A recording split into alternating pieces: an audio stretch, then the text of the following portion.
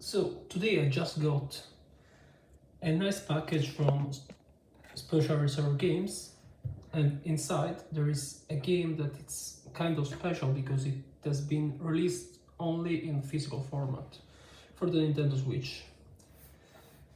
Maybe in the future there will be releases for other consoles, I don't know. Anyway, we got a very nice box with an appreciation message. Thank you for supporting independent developers from around the world.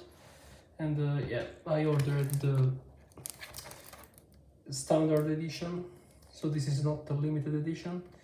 And I ordered 2 copies, one for me and one for a friend. The game is a kind of shoot 'em up, 8-bit style, so it's kind of a NES style game. 2 co-player, and yeah, it's numbered, so till now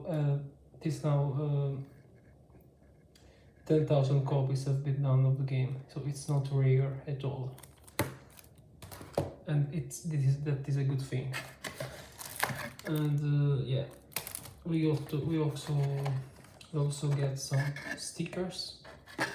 I'm not really a big fan of these things, but just the game with the manual is enough for me. I don't know if there is a manual inside, I don't remember. It's quite heavy, so I think so, yeah.